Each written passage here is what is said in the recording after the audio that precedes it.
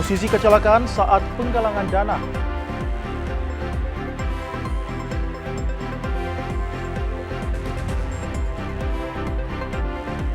Bocah ditemukan tenggelam di saluran irigasi.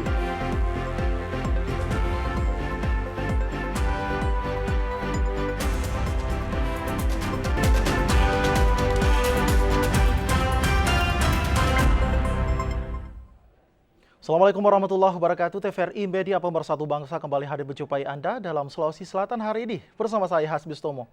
Dan beragam informasi akan kami hadirkan untuk Anda dan kita mulai dalam segmen berita utama.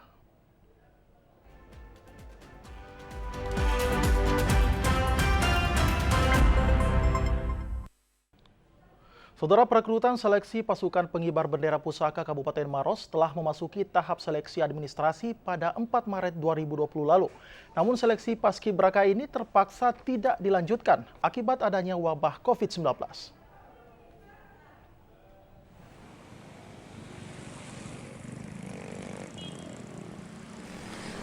Pihak pemerintah Kabupaten Maros melalui Dinas Pemuda dan Olahraga Kabupaten Maros menghentikan seleksi perekrutan pasukan pengibar bendera pusaka atau Paskibraka akibat pandemi COVID-19. Seleksi Paskibraka Kabupaten Maros seharusnya dilaksanakan 18 Maret 2020 lalu, namun dibatalkan lantaran dikeluarkannya surat edaran Bupati tentang larangan berkumpul pada 17 Maret lalu. Sebelumnya, seleksi administrasi sudah berjalan. Dari target 130 orang, 85 nama yang memenuhi syarat. Namun yang seharusnya sudah masuk tahap seleksi dihentikan sesuai surat edaran Bupati. Rencana kelanjutan seleksi Paskibraka pun belum jelas hingga saat ini. Dispora Maros mengakui jika Maros tak mengirim utusan ke tingkat provinsi lantaran Bupati Maros Hatta Rahman tidak mau mengambil resiko terkait mengumpulkan orang dalam jumlah banyak yang sangat rentan penularan COVID-19. Kepala Bidang Kepemudaan Dispora Maros, Andi Kurniawan mengatakan, saat ini masih menunggu petunjuk dari pusat tentang tata cara pelaksanaan pengibaran bendera nantinya. Kita mengikuti edaran Pak Bupati bahwa memang di Maros itu sudah ada seleksi. Kemudian dalam perjalanannya turunlah surat Mensesnek ini tanggal 6 Juli. Nah, setelah tanggal 6 Juli kita berkoordinasi Pak Kadis dengan bagian protokol. Kita mengikuti surat itu, tentunya kita harus mengikuti apa yang menjadi pedoman dari pusat. Dijelaskan juga di surat Mensesnek ini bahwa tidak dilaksanakan seleksi secara nasional maupun perekrutan di daerah. Tidak. Jadi ini kita merasa bahwa Maros ini kita tidak melanggar apapun, tidak melanggar aturan apapun karena memang akhirnya surat dari Mensesnek ini melarang kita untuk melaksanakan rekrutmen ataupun seleksi. Menurut informasi yang diterima, simulasi tata laksana upacara 17 Agustus 2020 telah dilakukan, namun tak ada perekrutan akibat wabah COVID-19. Dari Kabupaten Maros, Herman Kambuna, TVRI Sulsel melaporkan. Saudara, Wali Kota Parepare Dr. Haji Muhammad Taufan Paue terpilih sebagai Ketua DPD 1 Golkar Sulawesi Selatan dalam musyawarah daerah ke-10 yang dilaksanakan di Hotel Sultan di Jakarta. Saat ini kita tersambung dengan Wakil Ketua DPP Golkar Nurdin Halid dan kita ingin mengetahui bagaimana dinamika Musda Golkar Sulawesi Selatan di Jakarta. Selamat sore Bapak, Pak Nurdin Halid. Selamat sore. Apa kabar Pak? Sehat Pak? Baik, alhamdulillah baik. Ini saya di perjalanan nih. Wah, ya Pak. Kami ingin sebelumnya apresiasi Pak bahwa Musda Golkar Sulawesi Selatan berlangsung lancar dan damai. Nah, tentunya banyak kalangan yang beranggapan bahwa Musda Golkar Sulsel kali ini rasa munas Pak. Bagaimana tanggapan Bapak? Karena memang setiap perhelatan politik internal, konsolidasi organisasi Partai Golkar pasti memang menarik perhatian publik, khususnya teman-teman media. Itulah salah satu kelebihan daripada Partai Golongan Karya, karena selalu bisa menjadi sumber berita, bahkan terkadang trending topik setiap perkembangan politik di internal Partai Golkar. Tetapi semua itu bahwa Partai Golkar itu kader-kadernya sangat dewasa di dalam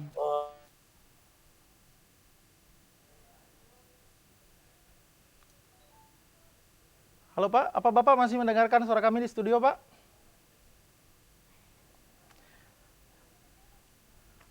Iya Pak? Bagaimana Bapak memberikan penilaian terhadap pengalaman dan potensi dari 4 kandidat yang Bapak kenal selama ini, Pak? Golongan karya. Wah, ya. Ya, jadi alhamdulillah, dan itu dipindah ke Jakarta bukan karena ada apa-apa, bukan karena kena DPP, tapi itu kehendak.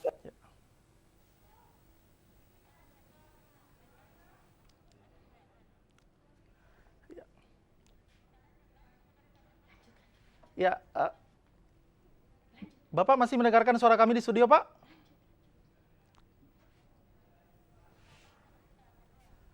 Saudara, kita lanjutkan informasi lainnya. Tim SAR dan warga Kecamatan Cempa, Kabupaten Pinrang menemukan seorang bocah bernama Dava Albi Azikri yang tenggelam di saluran irigasi.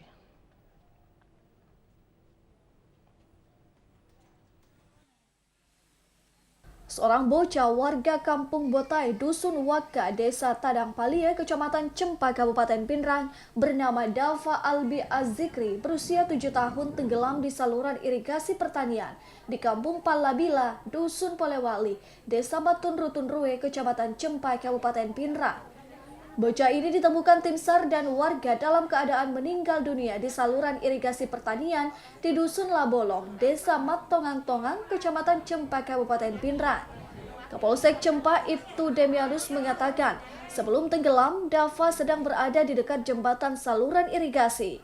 Namun saat hendak menyeberangi jembatan yang bermaterial kayu tersebut, almarhum diduga terpeleset hingga menyebabkan dirinya terjatuh dan terbawa arus air irigasi. Orang tua korban baru mengetahui almarhum hilang pada malam hari saat almarhum tidak kembali ke rumahnya. Seketika, tim SAR bersama warga melakukan pencarian sepanjang saluran irigasi. Dijelaskan Polsek Cempa, jenazah almarhum Dava baru ditemukan keesokan harinya tersangkut pintu air irigasi oleh tim SAR dan warga, sekaligus meminta tim medis Puskesmas Botai melakukan pemeriksaan medis. Dari hasil pemeriksaan, tidak ditemukan tanda-tanda kekerasan di bagian tubuh korban, sehingga pihak keluarga menolak dilakukan pemeriksaan otopsi. Jam 8 malam, setelah malam di situ, baru orang tuanya mencari mana anakku. Ada yang melihat di situ ada mandi di situ memang sama temannya. Nah, setelah dicari ternyata sudah hilang. Makanya jam 10 sampai jam 2 malam kita turun melakukan pencarian bersama tim SAR, namun tidak ditemukan. Nah, nanti setelah setengah 6 pagi baru dilakukan pencarian kembali di situ. Ini oleh masyarakat ada tersangkut di salah satu pintu. Pintu air itu. Nah, di pintu air ya. Dari sekitar lebih 20 km di bawah arus. Unit Inafis Kepolisian Polres Pinrang telah melakukan olah TKP dan pengambilan sidik jari almarhum Dava, sekaligus meminta keterangan sejumlah saksi dan keluarga almarhum untuk memastikan penyebab kematian murni terpeleset yang akhirnya terbawa arus air. Asnadikala, TVRI Sulsel, melaporkan. Saudara, informasi lainnya, Wali Kota Parepare Tovan Pawe akhirnya terpilih menjadi Ketua DPD 1 Golkar Sulawesi Selatan, menggantikan PLT Ketua DPD Golkar Sulawesi Selatan Haji Muhammad Nurdin Halid. Tovan Pawe terpilih secara musyawarah. Musyawarah Daerah Musda ke-10 DPD 1 Golkar dilaksanakan di Hotel Sultan Jakarta. Untuk pemilihan Ketua DPD muncul 4 kandidat, yakni Hamka Bekadi, Supriyansa, Taufan Pawe, dan Syamsuddin Ahamid. Jika mengamati keempat bakal calon tersebut di atas, dari segi usia dan lamanya berkiprah di Partai Golkar, dapat disimpulkan ada 2 kader lama, yaitu Hamka Bekadi dan Syamsuddin Ahamid. Sementara Taufan Pawe, Ketua DPD 2 Golkar Parepare, 2 periode yang juga Wali Kota Parepare 2 periode, merupakan kader menengah. Sedangkan Supriyansa, anggota DPR RI yang terbilang berusia muda dan merupakan anggota baru di Partai Golkar, dinilai patut diperhitungkan masuk jajaran kepemimpinan Golkar. Wali Kota Parepare Taufan Pawe akhirnya terpilih menjadi Ketua DPD 1 Golkar Sulawesi Selatan, menggantikan PLT Ketua DPD Golkar Sulawesi Selatan, HM Nurdin Halid. Taufan Pawe terpilih secara musyawarah. Saudara, musisi Bugis Kabupaten Pinrang Bahtiar kecelakaan lalu lintas saat berjoget di jalan dalam rangka penggalangan dana untuk korban banjir Kabupaten Luwu. Salah satu musisi Bugis Kabupaten Pindrang, Bahtiar alias Tiar, mengalami kecelakaan lalu lintas saat berjoget di jalan dalam rangka penggalangan dana untuk korban banjir bandang di Masamba, Kabupaten Luwu Utara. Kecelakaan lalu lintas terjadi di Jalan Trans Sulawesi Rubai, Kelurahan Bentenge, Kecamatan Watang Sawito, Kabupaten Pindrang, saat puluhan musisi atau artis Bugis dari Kabupaten Pindrang, Sidrap, Parepare, Enrekang, dan Baru berjoget di tengah jalan, ditabrak pengendara sepeda motor yang melintas. Menurut saksi mata Amirullah, kejadian saat korban musisi Bahtiar berjoget di tengah jalan tidak melihat pengendara sepeda motor yang melintas sehingga ditabrak menyebabkan diri terjatuh dan terluka. Kasat Lantas Polres Pindrang AKP Darmawati mengatakan kecelakaan lalu lintas terhadap musisi Bugis sudah ditangani Satuan Lalu Lintas Polres Pindrang dengan mendamaikan kedua belah pihak. Dan sebelumnya juga kami sudah mensosialisasikan, tapi karena kejadiannya mungkin jauh dari kantor pemerintahan, jadi mereka mengambil inisiatif sendiri sehingga terjadilah laka lantas yang melibatkan peminta donasi untuk Masamba. Sedangkan kami sudah memanggil kedua belah pihak, baik dari itu pengendara maupun dari korban, masing-masing tidak ada keberatan. Diharapkan semua elemen masyarakat yang akan melakukan kegiatan sosial penggalangan dana untuk korban banjir bandang Kabupaten Luwu Utara hendaknya melaporkan ke Satuan Lalu Lintas Polres Pindrang terlebih dahulu agar lokasi kegiatan bisa disterilkan oleh unit Satuan Lalu Lintas Polres Pindrang. Dari Kabupaten Pindrang, Hasnadi Kalla melaporkan. Saudara, puluhan warga binaan Rumah Tahanan Negara atau Rutan kelas 2B Kabupaten Pindrang mengikuti pelajaran baca tulis Al-Quran melalui virtual. Beginilah suasana puluhan warga binaan pemasyarakatan Rutan kelas 2B Kabupaten Pindrang mengikuti pembelajaran baca tulis Al-Quran melalui virtual aplikasi Meeting Zoom. Diadakan oleh Cinta Al-Quran Foundation dengan tetap memperhatikan protokol kesehatan, jaga jarak fisik antar sesama antar warga binaan. Kepala Rutan kelas 2B Pindrang, Ali Imran, mengatakan Yayasan Cinta Al-Quran sudah beberapa kali mengadakan pelatihan baca tulis Al-Quran di Rutan kelas 2B Kabupaten Pindrang. Namun karena saat ini masa pandemi COVID-19 sehingga dilakukan dengan cara berbeda, yakni melalui virtual menggunakan Aula Rutan Kabupaten Pindrang. Dijelaskan Karutan Pindrang, program pelajaran baca tulis Al-Quran untuk warga binaan pemasyarakatan Rutan kelas 2B Kabupaten Pindrang merupakan salah satu program pembinaan dan bimbingan pemasyarakatan untuk menjadikan warga binaan mampu meningkatkan kemampuan baca tulis Al-Quran sekaligus meningkatkan keimanan bagi warga binaan beragama Islam. Meskipun warga binaan dalam pelajaran baca tulis Al-Quran virtual saling bergantian setiap pertemuan pembelajaran. Ditambahkan, Karutan Pindrang dengan adanya program pelajaran baca tulis Al-Quran, warga binaan Rutan kelas 2B Kabupaten Pindrang lebih lancar dan memahami arti Al-Quran, sekaligus dapat memberikan pelajaran Quran kepada keluarganya. Jika warga binaan bebas dari Rutan kelas 2B Kabupaten Pindrang, kegiatan baca tulis Al-Quran akan terus dilakukan melalui bimbingan langsung beberapa ustadz. Saudara, informasi lainnya akan kami hadirkan setelah jeda berikut ini. Tetaplah bersama kami. Hai, sudah tahu dong soal virus corona yang saat ini lagi heboh sejagat.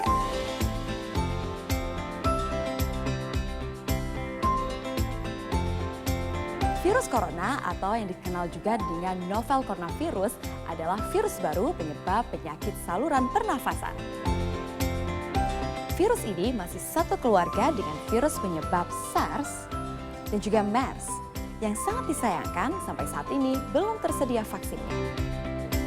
Jadi kita perlu waspadai gejala klinisnya. Gejala klinis virus corona diantaranya adalah demam, batuk, gangguan pernafasan, sakit tenggorokan, letih, dan juga lesu.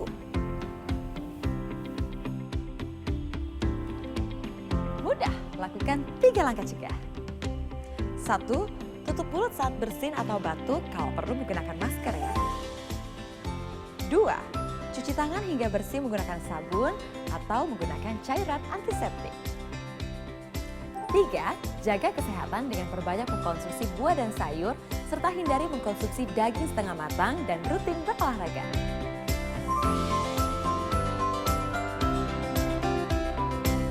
Benar, yuk lakukan 3 langkah cegah agar kita terhindar dari resiko terkena virus corona. Tutup, cuci, jaga.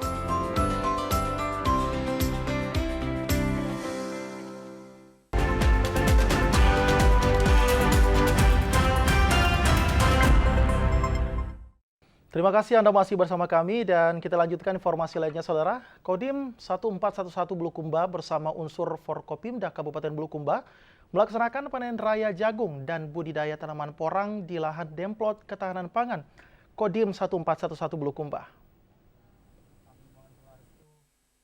Dandim 1411 Bulukumba, Letkol ARM Trianto mengatakan, selain mendukung kegiatan pemerintah dalam hal ketahanan pangan pada masa pandemi COVID-19, kegiatan ini juga dalam rangka program menjaga stabilitas bahan pokok makanan demi mewujudkan ketahanan pangan yang berkelanjutan, terutama di wilayah Kodim 1411 Bulukumba. Di tengah-tengah kegiatan panen raya jagung, Bupati Bulukumba AM Sukri Sapewali menyampaikan rasa terima kasihnya kepada Kodim 1411 Bulukumba yang telah menjadi motivator kepada petani untuk mencoba melakukan pembudidayaan tanaman porang yang bisa meningkatkan produksi pangan dan perekonomian masyarakat di masa COVID-19.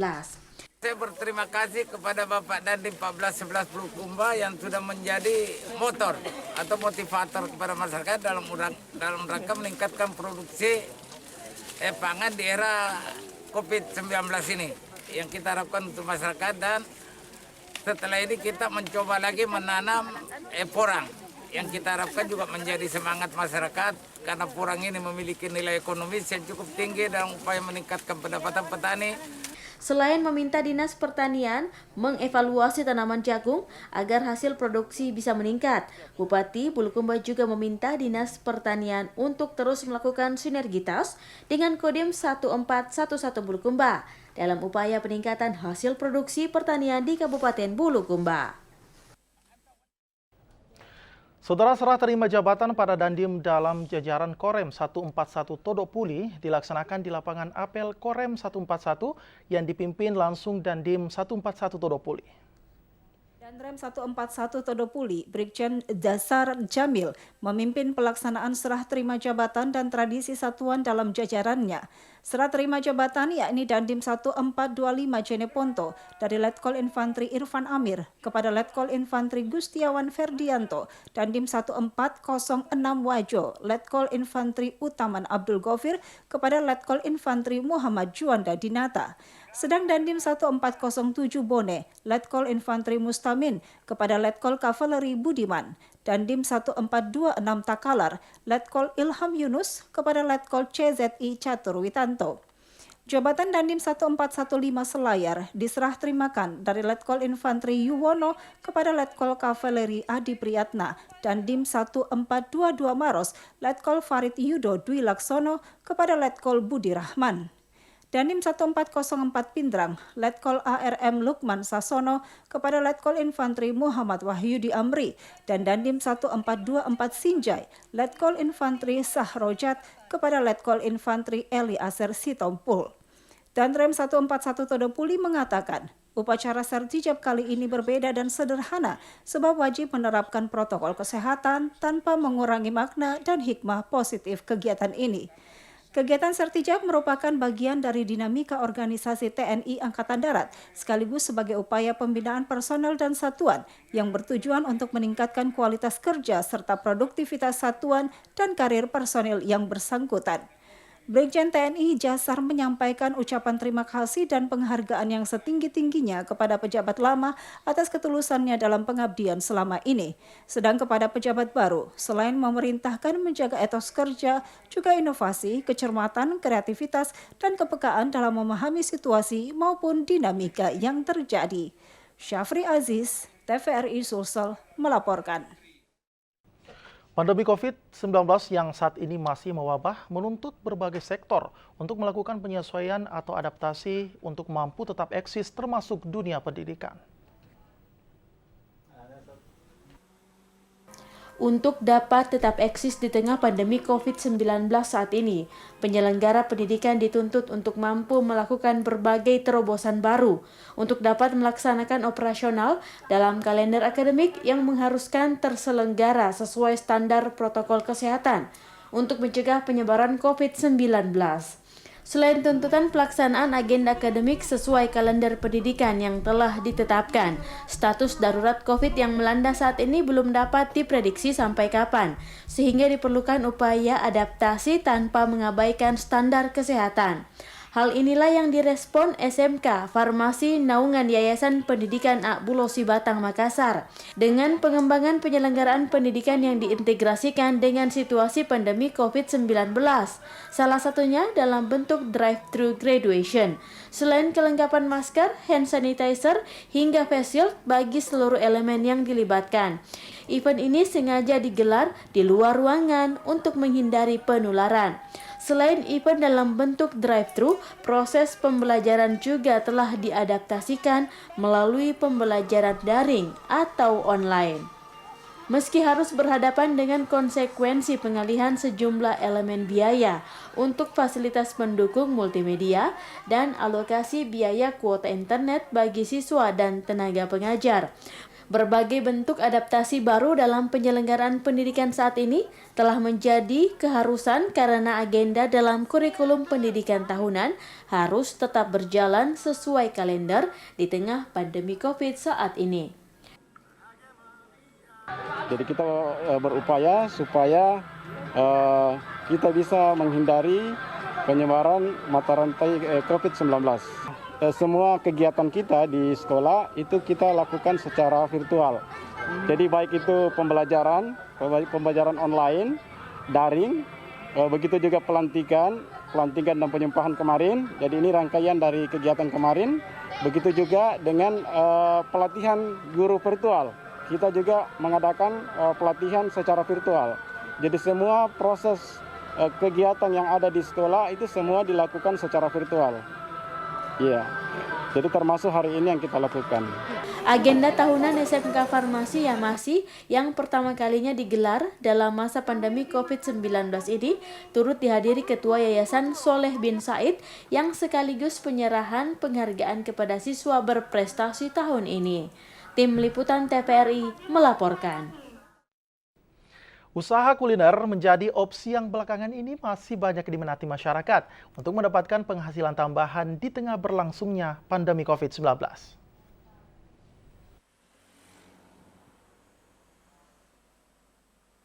Pandemi COVID-19 telah memukul sejumlah sektor usaha, dan hal ini juga berdampak terhadap beberapa kegiatan baik ekonomi, sosial, maupun budaya. Pandemi COVID-19 yang telah berlangsung selama bulan ini mengubah berbagai segi kehidupan kita, terutama dari segi perekonomian dan bisnis.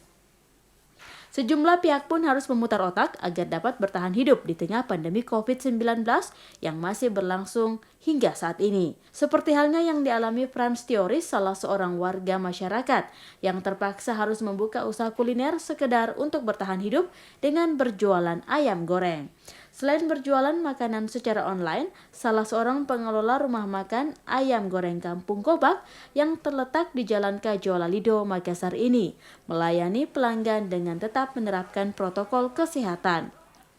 Koleganya pun menjadi pelanggan setia masakannya. Ia mengaku usahanya pun cukup membantu untuk memenuhi kebutuhan hidup sehari-hari. Frans pun meminta masyarakat untuk tidak putus asa dan lebih kreatif menyikapi ekonomi di tengah pandemi COVID-19 karena baginya selalu ada jalan keluar di balik kesulitan yang menghimpit. Adanya COVID-19 ini, saya rasa semua di sektor ekonomi sangat menurun. Kita ini bukan bidang kita pun terpaksa kita harus terjun walaupun coba-coba untuk menjual ayam panggang dan lain-lain itu makanan. Namanya kita coba melangkah. Kalau kita tidak berani melangkah, kita akan tidak bisa bikin apa. Ketimbang kita di rumah. Frans Theoris juga menambahkan bahwa bisnis kuliner pada masa pandemi COVID-19 seperti saat ini, teknologi memiliki peran yang sangat penting untuk membantu para pelaku bisnis meningkatkan usahanya. Informasi selanjutnya akan kami hadirkan setelah jeda berikut ini. Tetaplah bersama kami. Hai, sudah tahu dong soal virus corona yang saat ini lagi heboh sejagat.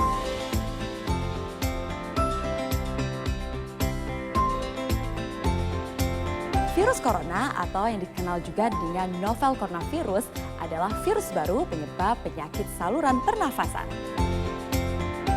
Virus ini masih satu keluarga dengan virus penyebab SARS dan juga MERS yang sangat disayangkan sampai saat ini belum tersedia vaksinnya. Jadi kita perlu waspadai gejala klinisnya. Gejala klinis virus corona diantaranya adalah demam, batuk, gangguan pernafasan, sakit tenggorokan, letih, dan juga lesu. Mudah, lakukan 3 langkah cegah. 1. Tutup mulut saat bersin atau batuk, kalau perlu menggunakan masker ya. 2. Cuci tangan hingga bersih menggunakan sabun atau menggunakan cairan antiseptik.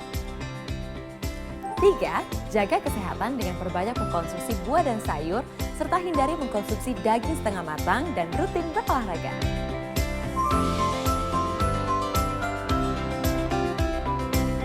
Benar, yuk lakukan 3 langkah cegah agar kita terhindar dari resiko terkena virus corona.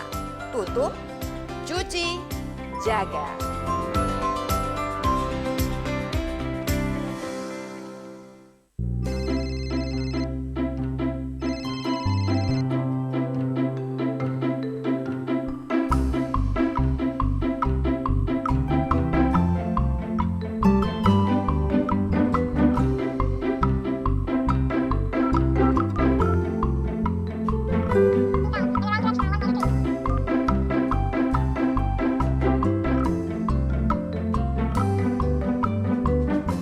Dipersembahkan oleh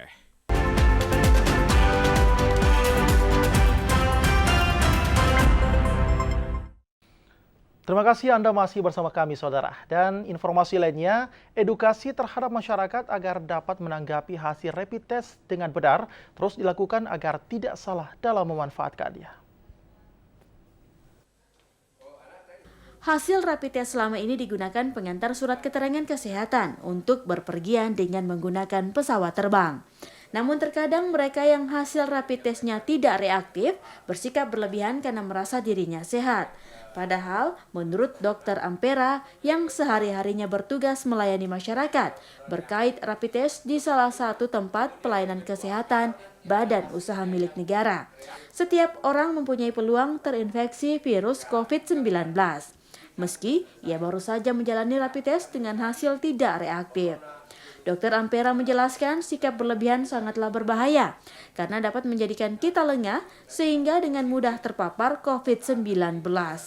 Karena itu bagi mereka yang hasil rapid testnya tidak reaktif tetap diminta melaksanakan protokol kesehatan. Demikian halnya mereka yang hasil rapid testnya reaktif.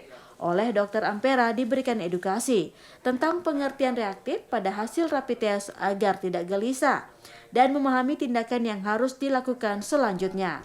Menurut Dr. Ampera, rapid test tidak dapat dijadikan rujukan diagnostik karena rapid test hanya memberikan gambaran adanya kemungkinan yang bersangkutan terpapar COVID-19.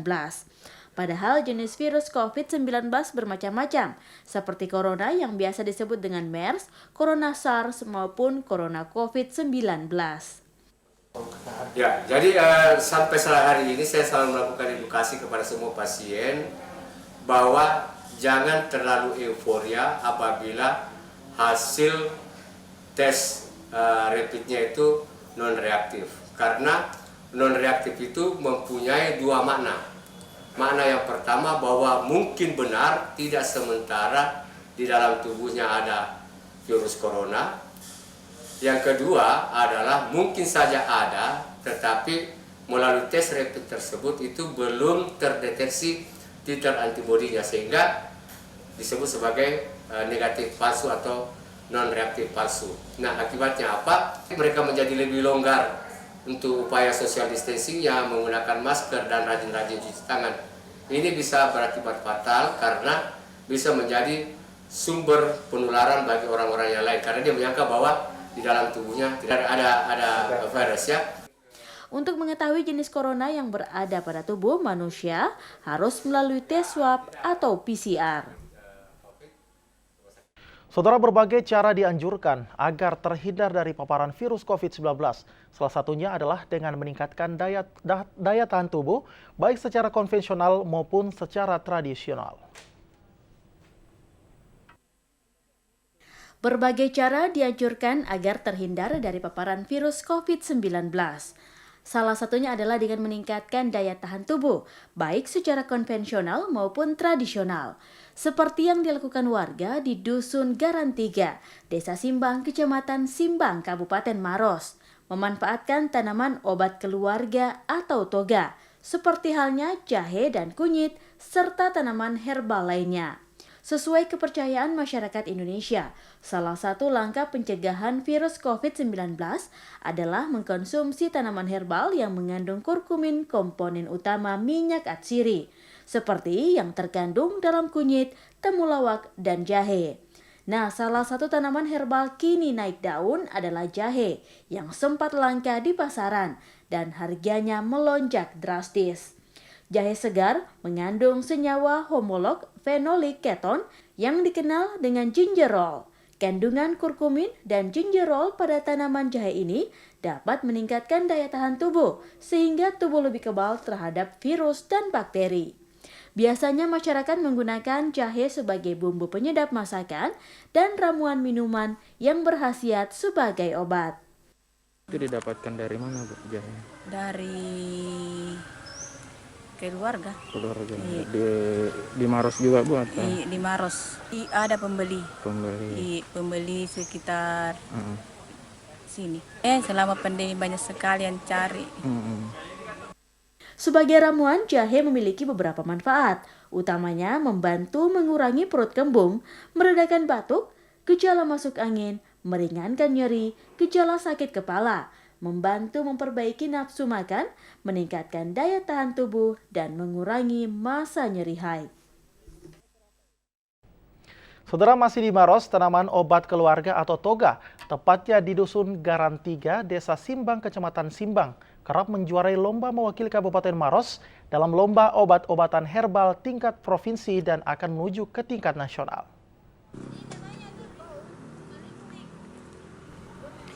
Salah satu strategi pembangunan kesehatan adalah mendorong masyarakat agar mampu memelihara kesehatannya di masa pandemi seperti ini, serta mengatasi gangguan kesehatan secara mandiri. Di Kabupaten Maros, tepatnya di Dusun Garan 3, Desa Simbang, Kecamatan Simbang, Kabupaten Maros, masyarakat secara individu dan berkelompok memanfaatkan taman obat keluarga atau toga dan keterampilan untuk menjaga kesehatan seperti yang dilakukan oleh Maria Daeng Ratang, warga di Dusun Garan 3 yang mendirikan pemberdayaan masyarakat dari tanaman obat keluarga yang telah mengikuti berbagai lomba untuk memberikan keterampilan dari tanaman obat keluarga tersebut.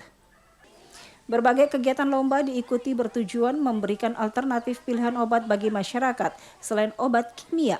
Apalagi pengembangan tanaman obat ini cukup mudah dilakukan, cukup di halaman atau lahan kosong di sekitar lingkungan rumah.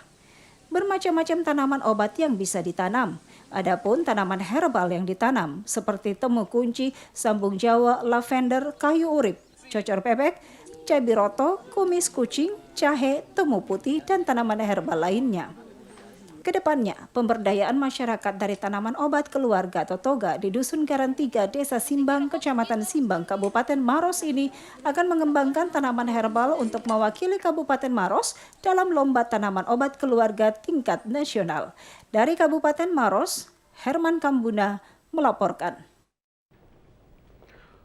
Memiliki kuota internet yang cukup ternyata bukan jaminan belajar daring dapat berjalan lancar, karena koneksi internet juga ditentukan dengan stabilitas signal. Hingga saat ini, pemerintah di Sulawesi Selatan, khususnya Kota Makassar, masih tetap memberlakukan belajar sistem online atau daring di semua tingkatan sekolah, bahkan hingga taman kanak-kanak. Terlebih hingga saat Makassar masih masuk zona merah di semua kecamatan, sehingga para siswa ataupun anak didik diharap tetap bersabar.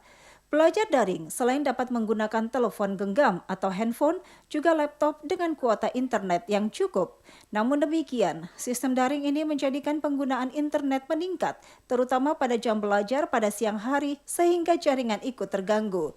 Gangguan jaringan ini dirasakan sangat mengganggu aktivitas belajar karena koneksi internet sering putus, sehingga untuk tingkat taman kanak-kanak dalam pembelajaran virtual atau pertemuan menggunakan Zoom mengganggu konsentrasi anak didik. Selain memboyarkan konsentrasi, signal yang terputus juga menjadikan semangat belajar menurun, bahkan terkadang anak-anak enggan melanjutkan belajar. Karena itu, belajar sistem daring ini harus tetap didampingi orang tua anak didik agar mereka tetap semangat. Imran, TVRI Sulsel, melaporkan. Informasi selanjutnya akan kami hadirkan setelah jeda berikut ini. Tetaplah bersama kami.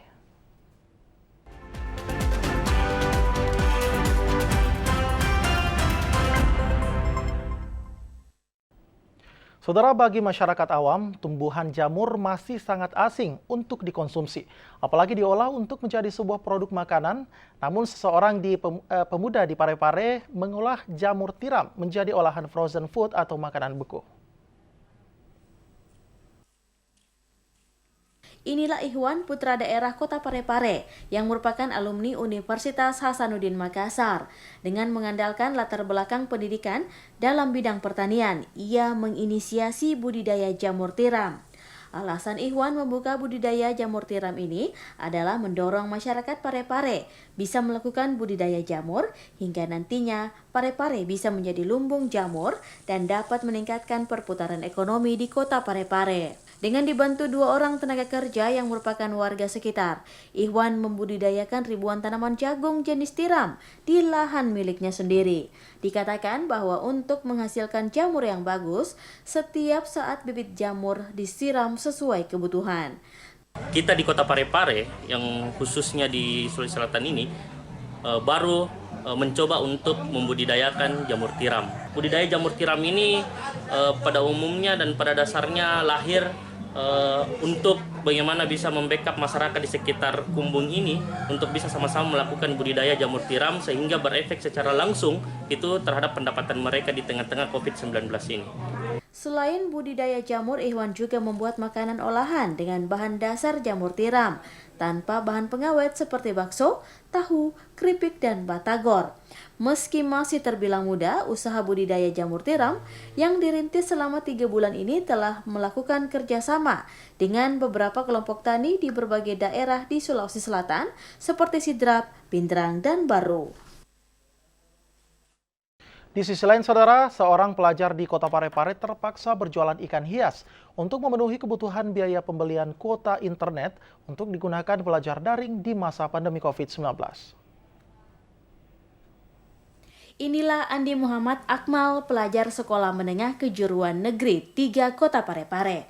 Selama pandemi COVID-19, ia mulai melakoni pekerjaan berjualan ikan hias jenis cupang untuk biaya tambahan sekolah, yakni untuk membeli kuota internet yang digunakan belajar daring selama masa pandemi COVID-19. Menurut Muhammad Akmal, selain bisa menyalurkan hobi berjualan ikan hias, hasilnya bisa membeli kuota internet. Dengan memanfaatkan ruang ex-barbershop terletak di Jalan Mangga Timur, Kelurahan Labukan, Kecamatan Ujung, Kota Parepare.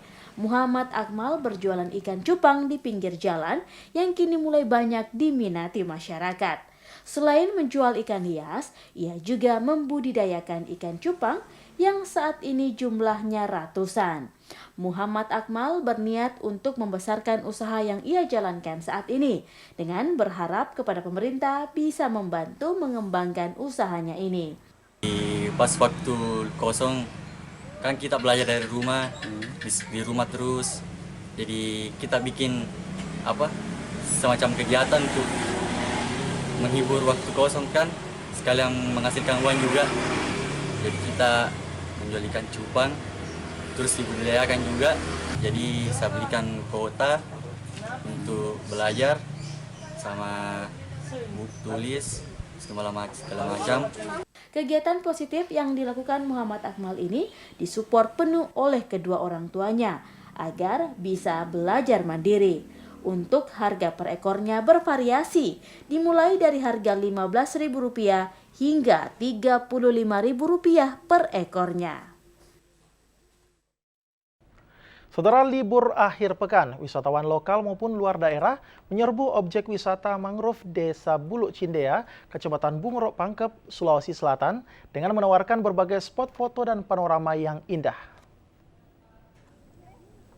Bersantai bersama keluarga rasa-rasanya paling pas untuk menghabiskan akhir pekan libur panjang Idul Adha kali ini.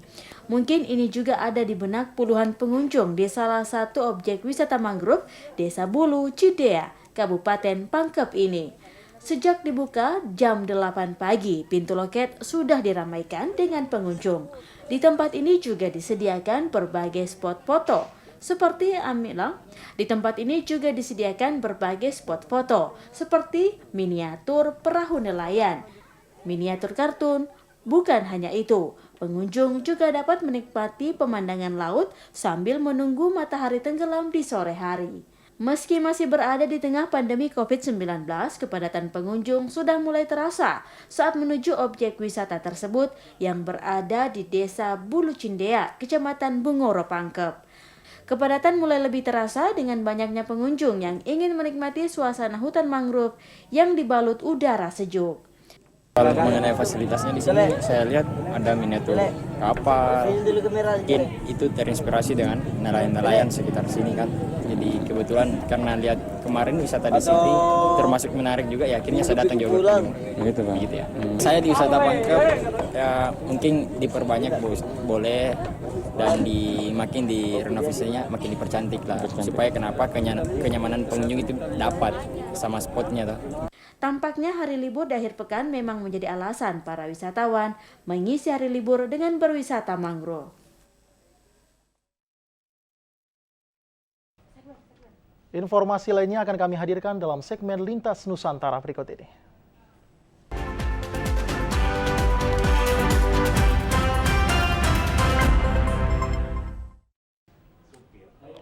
Saudara, Direktorat Narkoba Polda Bengkulu menyebutkan jika untuk kasus peredaran narkoba di wilayah hukum Polda Bengkulu saat ini masih tergolong tinggi. Hal itu langsung disampaikan oleh Direktur Ditres Narkoba Polda Bengkulu Kombes Pol Rohadi jika kasus peredaran narkoba di Provinsi Bengkulu saat ini masih tergolong tinggi. Ini dapat dilihat dari hasil operasi Tim Sus Opsional Direktorat Narkoba Polda Bengkulu 3 bulan terakhir. Pihaknya telah mengamankan lebih dari 20 orang para pelaku pengedar maupun pemakai narkoba di Provinsi Bengkulu. Baik itu narkoba jenis sabu-sabu maupun ganja, dan ada juga jenis tembakau gorilya. Kombes Rohadi mengatakan kesadaran masyarakat masih rendah melaporkan jika ada anggota keluarganya terpapar narkoba, sehingga pada saat operasi pihaknya menemukan orang maupun barang yang ada pada pelaku. Narkoba kan peredaran kan makin hari makin banyak, bukan makin sedikit, kan makin banyak. Masalahnya kan kesadaran masyarakat untuk melapor itu kecil, terpaksa kita yang operasi. Sasarannya di mana aja? Ya? Sasarannya di satu provinsi Bengkulu ini. Ya, kalau Polres ya satu lingkup kabupaten, karena Polda satu provinsi. Apakah nanti akan menggandeng pihak lapas atau rutan Pak untuk merazia juga di lapas dan rutan? Nah, nanti kita lihat dulu karena ini kan sasarannya sudah ditentukan. Nanti kalau ada sambungannya ke sana, kaitannya ke sana, kita akan tindak lanjuti. di kondisi pandemik ini. Kombes Rohadi menambahkan pihaknya telah membentuk tim yang tergabung dalam operasi Antiknala 2020 dengan sasaran pemberantasan narkoba di Provinsi Bengkulu. Operasi Antiknala ini juga diikuti oleh seluruh Polres jajaran di Provinsi Bengkulu. Jusarman TP Bengkulu melaporkan.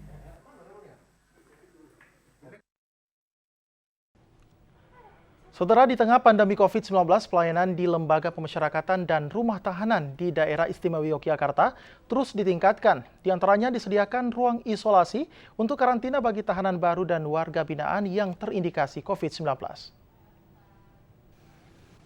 Guna menekan angka penyebaran COVID-19 di lingkungan lapas maupun rutan di DIY, Kanwil Kemenkumham DIY mengalokasikan 1 blok ruangan khusus untuk isolasi selama pandemi. Isolasi juga merujuk protokol yang ditetapkan pemerintah yaitu selama 14 hari. Kepala Divisi Permasyarakatan Kanwil Kemenkumham DIY Gusti Ayu Putuswardani menjelaskan, di tengah pandemi COVID-19 ini jangan sampai penyebaran virus COVID-19 masuk dalam lapas rutan. Pencegahan serta protokol kesehatan dilaksanakan dengan ketat sebagai upaya penjagaan kesehatan tahanan dan warga binaan. Dimanapun tahanan itu dititipkan, kalau mau dikirimkan ke lapas rutan yang ada di wilayah tersebut, tinggal menghubungi dinas kesehatan setempat ataupun puskesmas yang terdekat. Sinergitas dari lintas sektor juga dilakukan dengan Dinas Kesehatan DIY dalam memberikan fasilitas rapid test agar dapat mencegah penyebaran COVID-19. Demikian Muhammad Hafid dan Agung Hanggara melaporkan. Saudara, untuk Anda yang ingin mengetahui informasi COVID-19 di Sulawesi Selatan, Anda dapat men-scan barcode di layar kiri televisi Anda.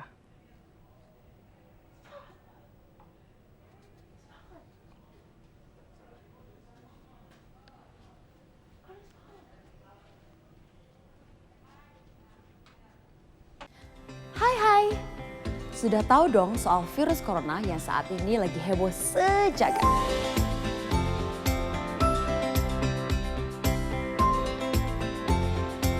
Virus corona atau yang dikenal juga dengan novel coronavirus adalah virus baru penyebab penyakit saluran pernafasan. Virus ini masih satu keluarga dengan virus penyebab SARS dan juga MERS yang sangat disayangkan sampai saat ini belum tersedia vaksinnya. Jadi kita perlu waspadai gejala klinisnya.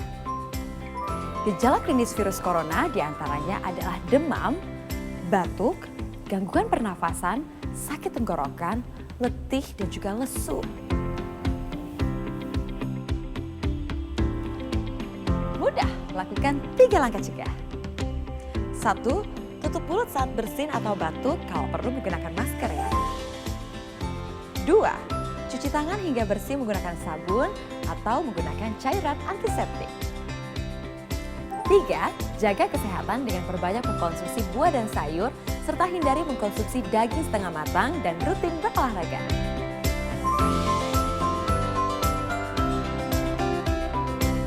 Benar, yuk lakukan 3 langkah cegah agar kita terhindar dari resiko terkena virus corona.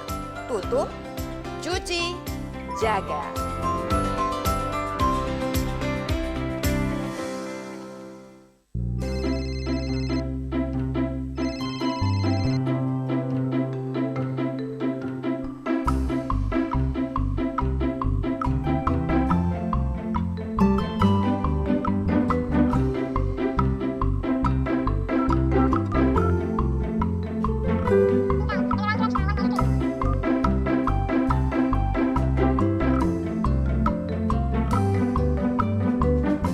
Dipersembahkan oleh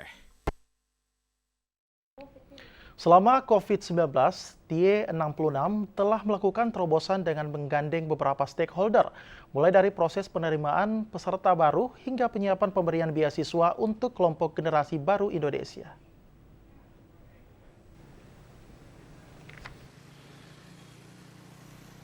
Arahan L2 Dikti Wilayah 9 sebagai pembina dan membantu peningkatan mutu penyelenggaraan pendidikan tinggi di wilayah Sulawesi Tenggara mendorong agar seluruh perguruan tinggi melakukan inovasi di masa pandemik. Menurut Ketua STI66 Kendari Dr. Bakhtiar Abbas, saat ini pihaknya sudah melakukan kerjasama dengan berbagai stakeholder termasuk Bank Indonesia. Salah satunya strategi penerimaan beasiswa yang masuk dalam kelompok generasi baru Indonesia. Karena peraturan pemerintah dari Kemendikbud ini yang masih mengharuskan kita, karena masa pandemik ini belum melandai, maka kita tetap melaksanakan sistem perkuliahan itu sistem daring. Dan itulah di awal September nanti kita tetap melaksanakan sistem daring sampai dengan Desember 2020. Dan insya Allah kita sudah pastikan bahwa di tahun akademik digenap 2020-2021, ya, kalau masa pandemik ini kita sudah selesaikan, pemerintah sudah membuka kerangnya untuk kita melakukan perkuliahan tatap muka, maka gedung baru yang kita sudah persiapkan ini sudah bisa kita gunakan. Selain itu, pihak kampus terus melakukan edukasi kepada mahasiswa terhadap tatanan kehidupan normal baru terkait pandemi COVID-19. Karena hal ini sangat dibutuhkan, sebab new normal ini menuntut mahasiswa untuk mampu beradaptasi dengan situasi dan lingkungan yang baru. Mahasiswa perlu sadar dan patuh dalam mengubah pola hidup sehingga mahasiswa harus mampu beradaptasi dengan situasi dan lingkungan baru, yang mengharuskan mereka memperkuat kekebalan tubuh jasmani.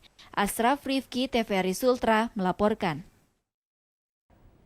Saudara, informasi tadi sekaligus mengakhiri perjumpaan kita dalam Sulawesi Selatan hari ini. Akhir kata, saya Hasbistomo dan seluruh kerabat kerja mengucapkan banyak terima kasih atas perhatian Anda. Terima kasih dan sampai jumpa.